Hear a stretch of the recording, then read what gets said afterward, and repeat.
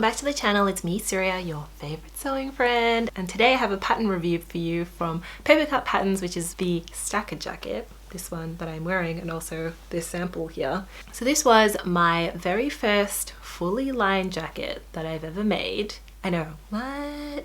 Jacket? So complex. And let me tell you, it is not that complex once you do it, because this pattern is chef's kiss. So I think this pattern is very beginner friendly. Like if you have done skirts and dresses and you're looking for something new to try that is not a skirt or a dress, jump into this pattern. I think you will find it very easy to do if you follow the instructions step by step and actually read them. Yes, like it's great. I could not recommend this pattern enough. So for this jacket, you will need a main outer fabric. Papercut Patterns recommends that you use a mid to heavyweight cotton, corduroy, wool, or like a blend. So basically just a mid to heavyweight type of fabric. I thought when I used this cream cord that I got from Spotlight, that it was a mid-weight, but I feel like it's more on the lighter side, and especially coupled this particular fabric with the fusible interfacing that I had, which was also a lightweight fusible interfacing, I think possibly wasn't the best match, because this is a little bit flimsy, I would say. Like, and I, would want there to be a bit more weight around, like, the collar, the cuffs, the button placket. I think if I went for like a heavier fabric, like maybe like a really heavy wool and or this fabric and a more heavyweight fusible interfacing, it would have been much better. So just a warning to you, I think if you go heavier, it will probably work out better and hold the shape a bit more. Like, I mean, this jacket's great, but as it is, but I feel like in a heavier fabric, it would have been even better. Next, you'll need a lining fabric. So I chose this very lovely pink satin that I got from Spotlight, $5 a meter. I think it's just their standard satin that they have. Also, in retrospect, maybe I should have held up the pink to the cord, the cream cord, and seen whether to tell whether it would show through, and it kind of does. So this cream is now like a slight pink tinge. Not bad, it's still cream, but in retrospect, maybe the cream would have popped more if I had chosen a cream colored or white colored lining. But yeah, this is pretty cool still. Just be wary, when you're getting main fabric and then the lining, just kind of hold it up together to the light to see if it's a little bit too see-through or not. You will also need 4 buttons that go down here if you're making just the flap inseam pockets. If you're doing the patch pockets, I think there's you can also have 2 other buttons, so 6 buttons in total. You'll need fusible interfacing and obviously matching thread. Not recommended, but I would recommend, is to get some tearaway Vilene? Or a tearaway fusing, so that you can kind of put it on top of the buttonholes when you're making buttonholes, just to add more stability to it, and also so that you can glide it through nice and seamlessly, which I will explain later on. So I made a size 4 in this jacket. I'm always wary of, measuring myself around my bust, and then when I create tops and things or dresses, because I have really broad shoulders but a small bust, so then it just feels a little bit tight a lot of the times on the shoulders, because I haven't taken into account the fact that I have broad shoulders. So with this one, I made a size 4 just from measuring my bust, and I didn't have to make any adjustments to the toile. So yeah, fit was perfect, didn't have any issues. I think, yeah, it runs, I think the sizing on this is a little bit more of a boxy shape, so it's not so tight. And the only thing that I did do was to lengthen the sleeves by 6 centimeters because they're a little bit short on me. And then also I added welt pockets to the sides, because this jacket does not come with the option for side pockets. It just has these inseam pockets or patch pockets on the top and bottom. So I decided that I would add welt pockets, which turned out okay, but not the bestest. I would say. I still need to practice that. I'm surprised that I even managed to put in welt pockets on this jacket with it and make it look sort of okay. I modeled my welt pockets off another jacket that I had to sort of get an idea of how to do the welt pockets, and then from there I like looked up this really good YouTube video on how to make welt pockets, which was very helpful. I'll leave a link in the description box below so that you can see that YouTube video. It's very helpful to me when I was making my own random welt pockets.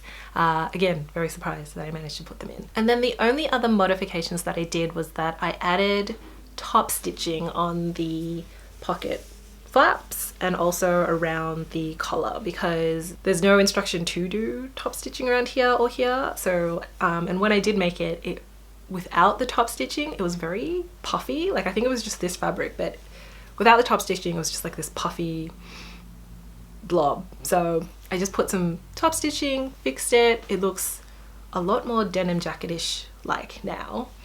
Yeah, I quite like it. I'm also again surprised that it turned out as well. Like, I just went for it and didn't even test it. But it's fine, it worked out, all good. So I can confidently say that I love this pattern. I just love how simple it is to put together. The instructions were really clear. It was very easy to do for a jacket that is fully lined. Yeah, very beginner friendly, I would say. Yeah. Like, no complaints really. I think also because this type of pattern, it's a jacket, so everything is like just really structured. There's no like gathers or anything really where you need to sort of like gather things together and like kind of smush them into place. Like, this was just like cut and then piece together and then sew. And I think that's the benefit of like making something that's a bit more structured, where everything just has, like, it's meant to fit. Yeah, so I really enjoyed just how seamless it was to do it. Like, obviously I had like struggle straight with the lining, but you know, once you get over that, you know, I feel a lot more confident now going in and making jackets with lining or anything with lining, because I kind of get the idea of how it's meant to be done. So yeah, I really do love this pattern, and I think I will be making another one of these jackets, hopefully a lot better than this one or that one. Struggles. Where to begin? Well, firstly, lots of struggles, I think, with the lining, as I mentioned. I just, like, constructing this main shell was fine, and then I got it to the point where I was doing the lining. That was sort of fine until the point where I got to the like attaching the lining to the hem of the jacket, and I just could not wrap my head around what I was doing. I think because the picture that they, like the illustration that they had, looked quite different to what I thought it was meant to be in my head. So I think I must have put together this lining or sewed that part like 3 or 4 times and then unpicked it again. It was like legit struggle straight for me. So in the end, I managed to figure it out. Like, literally, I think I overcomplicated it in my mind because I thought it was like more complex than it needed to be, when really, in reality, it was just like, you have your lining piece and your main fabric, you wrong size together, put it together, and you just sew. You sew it together, you stop 1 centimeter away from either end, and then, you know, there's a weird gap, you pinch it, sew down the line, and then when you turn it inside out, it creates a nice point here. This point here is created, and it's all good. But yeah, prior to that, I was so confused, and this is why I am so glad that I made a toile, because if I hadn't done that, like, this fabric would have been dead. Like, I would have like ripped it apart so many times that it's like probably not even usable. The other struggle I had, which was self-inflicted, was the welt pockets that I put in. I practiced the welt pocket on my toile, and I thought the concept was right, and then I just kind of transferred it over to this real one, and obviously my measurements were off by quite a bit. So the hem is all weird, like it kind of like mushes into the welt pocket, looks really weird.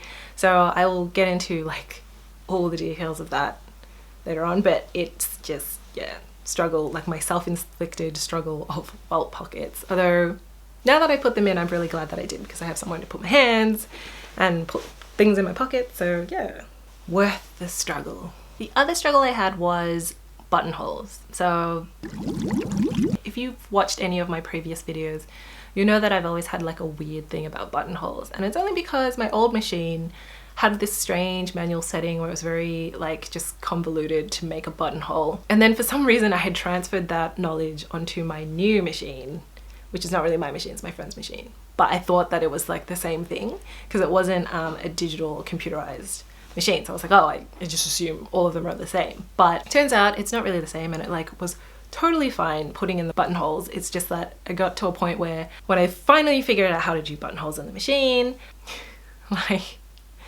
the fabric itself, this cord is like, I don't know, like sticky or something, or like the pile is just too thick. So you know, when it was it wasn't gliding up and down in the making the buttons, it just kind of like stopped. So I kind of had to like push it through, and then yeah, but I figured out a way to like fix that. But yeah, my first buttonhole is not the bestest. So I mentioned before all of my struggles, and the tips that I have to avoid these struggles is to, one, make a toile like I have so that you can go through the entire process and see where all your pain points are. And then once you've gone through it, it makes it a lot easier to go through it with confidence, or more confidence, on the proper thing. And two is to read the instructions carefully in advance, if you will. And I always say this every single time, read the instructions. I'm getting better at reading instructions, I think, but honestly, I think I need to put into practice like reading the instructions well before, like even cutting out stuff, or like if you've cut out everything, just like read the instructions first all in once, so you get like more of an idea rather than doing it step by step and then being confused. Because I just think like having a run through of the instructions first before you're doing anything is fine. But you know, I'm overly excited when I make anything, so I just want to jump into it straight away. But yes, make toile, read instructions. Oh, and another thing, make sure that you notch everything. This is the same advice that I give every single time. Toile, instructions, make notches. So on my toile, I sort of struggled with putting in the sleeves because I, again, didn't really read the instructions. I did read the instructions, but I jumped to conclusions, and I thought that, oh, in order to put all types of sleeves in, you need to like run a gathering stitch and like try to mush it in. This one, literally, the instructions did not say to run a gathering stitch at any point in the making process. So, you know, my advice to you, obviously, notch everything. Line up the notches and just sew very carefully around the sleeve head and armhole, and you will have a perfect sleeve. Like, I did not do that. On my toile, I just assumed that I need to put gathering stitches in there and then like put it in, and it was really bad. So yeah, but this one, I actually followed the instructions and, you know, just made notches, matched them up, sewed it very carefully, very slowly, and it was fine. Sleeves, fine. So another mistake I made was, as I mentioned, the hem. I had struggle street with the hem. And so my advice to you, like once you figure out how to do it, very easy. Put two like lining and fabric right sides together, sew it, and then when you get to the point where you need to pinch the corners in and sew, just be sure to like kind of make sure all the lining is tucked in before you sew, because on mine, like one side I did it right, and then the other side I didn't tuck in all the lining, so then it just sort of bunched, like it just looks bad, like it didn't get all tucked in, so it kind of just flopped out. And then I was too lazy to unpick everything and do it again, so I just left it like that and just sewed on top of it. You can't really tell, it's not that bad, it's not like a huge deal breaker, but yeah, if you want like a very nice lining inside and with like corners that are perfect, just make sure you pinch it all in when you're sewing it, so that when you flip it out, it's not flopping out everywhere. And lastly, the other mistake that I had was buttonholes. So, you know, I was overly excited about the fact that I managed to even learn how to make buttonholes on my machine.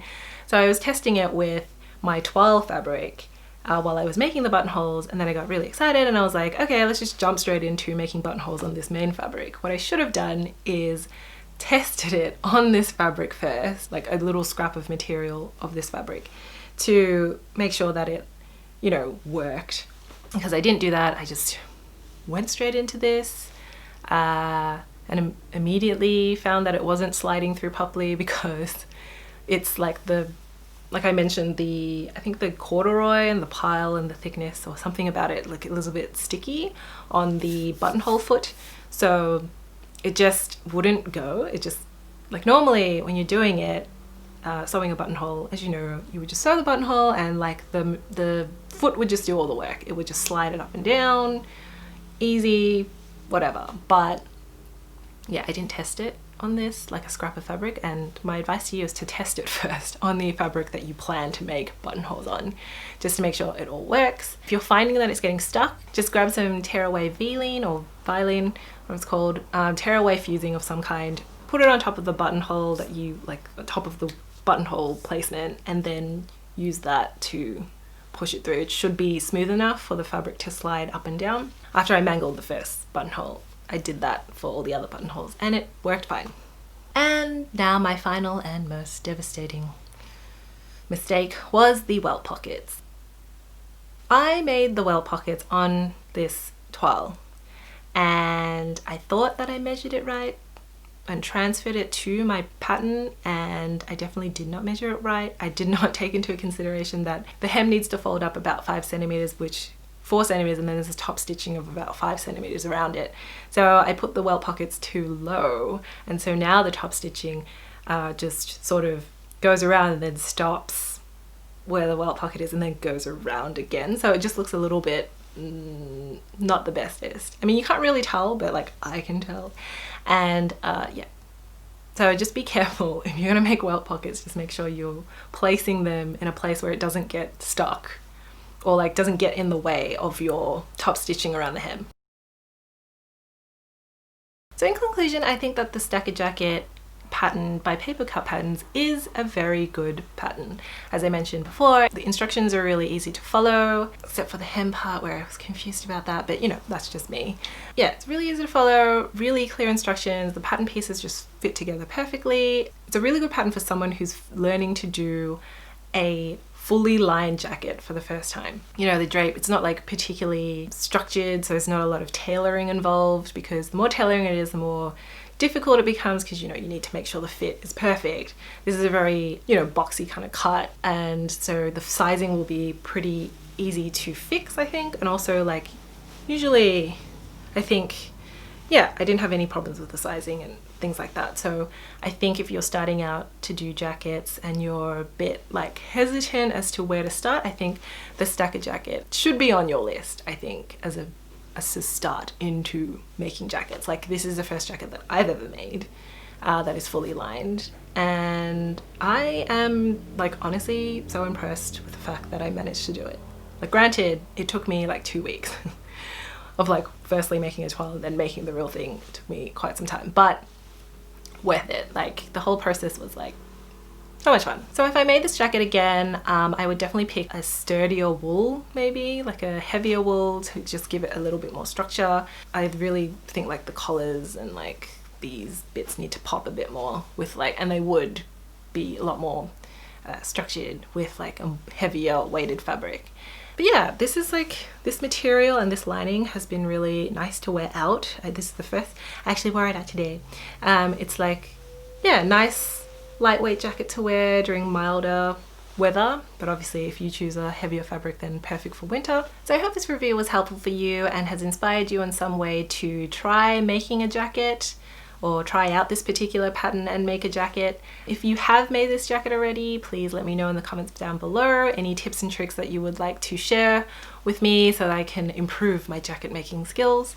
Also, if you're interested in seeing like a full vlog on how I made this jacket, like very detailed, I'll leave a link in the description box below, or I'll leave a link here or here, wherever it is. If you like this particular review and you would like to see more of me and more of my sewing adventures, please like and subscribe, and I will see you in the next one. Bye!